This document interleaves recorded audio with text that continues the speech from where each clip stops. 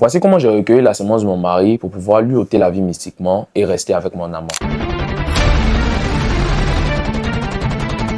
Je parle de l'année 2019. 2019 a été l'année où j'ai rencontré mon époux. Un époux tendre, très doux, qui était quelqu'un de quand même aimant, mais par-dessus tout qui était issu d'une famille qui était très riche. Mon époux était quelqu'un qui avait cette facilité-là de dépenser financièrement. Et quand j'ai rencontré mon époux, je n'avais pas un grand niveau d'études. Et ce dernier-là s'est occupé de moi, il a financé mes études, il a tout fait pour que je puisse quand même être une femme de son niveau. Mais Mr. Daniel, le seul problème que je rencontrais avec cet époux-là, c'est que sexuellement, il n'avait pas le niveau que je souhaitais avoir. Et bien souvent, il était tout occupé par le travail. C'était quelqu'un qui pouvait faire 1 mois, 2 mois, 3 mois de voyage sans pouvoir toucher sa femme réellement. Et cette chose-là faisait en sorte que je n'avais plus d'amour pour lui. Je ne souhaitais pas le tromper, mais je voulais réellement quitter ce mariage-là. D'autres disent que c'est parce que j'avais atteint un certain statut aujourd'hui que je voulais partir. Moi, je disais non, c'est parce que je n'étais pas heureuse avec lui que je voulais partir.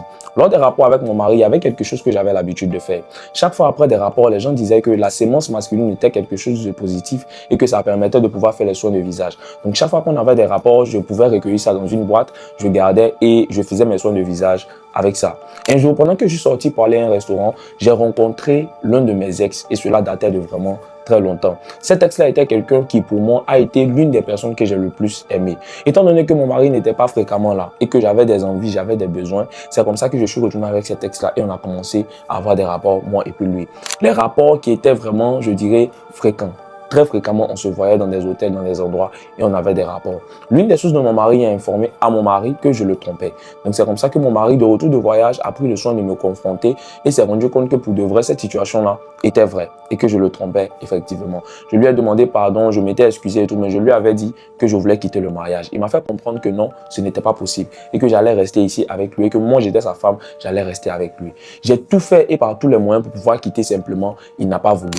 C'est ainsi qu'une idée m'est venue en tête. J'ai dit non, je ne veux plus rester avec lui. Lorsque j'essayais de partir, il avait tous les éléments à mes trousses pour pouvoir me détruire. J'ai dit ok. Lorsqu'on a eu nos prochains rapports, j'ai recueilli sa sémence, ça ne me dérangeait pas comme d'habitude, dans l'optique de pouvoir faire mes soins de visage et tout ça. J'ai pris ça, je suis allé consulter au nord de mon pays et j'ai donné ça à un marabout. Lorsque j'ai donné ça à le marabout, je lui ai dit que je souhaiterais qu'on puisse lui ôter la vie, que je ne veux plus rester avec lui. Et c'est comme ça que j'avais décidé qu'il ne meure pas d'un coup, mais qu'il commence à s'amaigrir et au fur et à mesure, il puisse perdre la vie.